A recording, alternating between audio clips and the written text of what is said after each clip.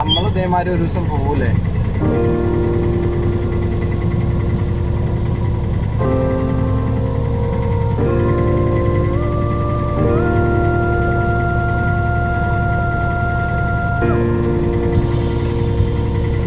ഈ പള്ളിയിൽ പ്രാർത്ഥനയൊക്കെ ഉണ്ടാവൂലേ?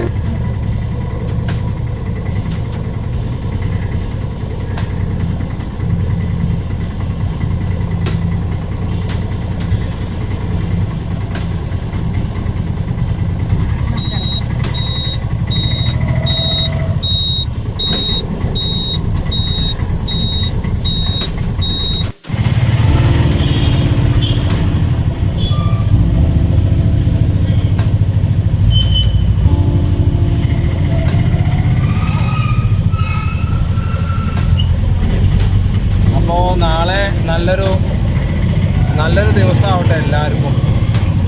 പ്രാർത്ഥനകളും പ്രവൃത്തിയും വാക്കും എല്ലാം ഒന്നായിട്ട് നല്ലൊരു ദിവസം.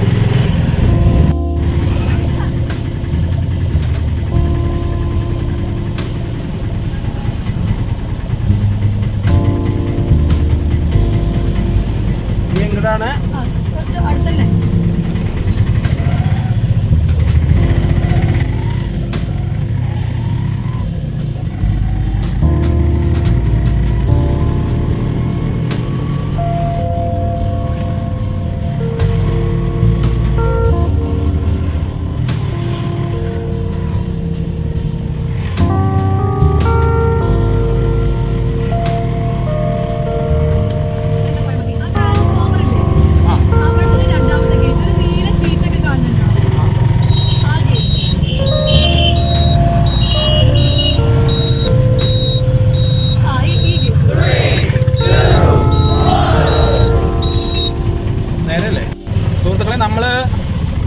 യാത്ര തുടർന്നുകൊണ്ടേ ഇരിക്കാട്ടോ. അപ്പോൾ നമ്മൾ പ്രധാന റോഡിലേക്ക് ഇറങ്ങുമ്പോൾ ഞാൻ എപ്പോഴും പറയാറുള്ള കാര്യം, നിങ്ങൾ ഏത് സൈഡിലേക്കാണോ തിരിയാനെ പോകുന്നത് എങ്കിൽ രണ്ട് വശത്തും വാഹനങ്ങൾ വരുന്നുണ്ടോ എന്ന് നോക്കിയിട്ട് വേണം പോവാൻ. ഇല്ലെങ്കിൽ എന്താവുമെന്ന് അറിയില്ലേ നിങ്ങൾക്ക്. അപ്പോൾ കുറച്ച് നേരം കാത്തുനിന്നാലും കുഴപ്പമൊന്നുമില്ല കേട്ടോ. കാത്തു നിൽക്കുന്നത് നല്ല കാര്യമാണ്. അപ്പോൾ നമുക്ക് സൈഡ് ഇൻഡിക്കേറ്റർ എന്തായാലും തിരിയാം. എന്നതുപോലെ നിങ്ങൾക്ക് ഈ റോഡിൻ്റെ ഇടതുവശം ചേർന്ന് നിങ്ങൾ ചെറിയ വാഹനം സൈഡ് കമ്മി ചെയ്ത് പോകണം. അപ്പോഴാണ് നിങ്ങൾക്ക് കൂടുതലും ഉത്സാഹം ഉണ്ടാവുള്ളൂ. പിന്നെ വേറൊരു കാര്യം പറയട്ടെ, നമ്മളെ മനസ്സിലാക്കാൻ നമ്മൾ മാത്രമേ ഉള്ളൂ കേട്ടോ.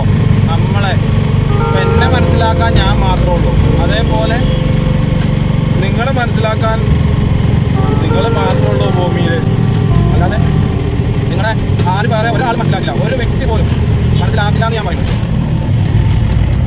പിന്നെ മനസ്സിലാക്കുന്ന ഒരാളുണ്ട്, അത് മോഹൻലാൽ മാത്രം. അയാളെ നിങ്ങൾ കാണാനും വയ്യ, സംസാരിക്കാനും വയ്യ, ഒന്നിനും വയ്യല്ലോ.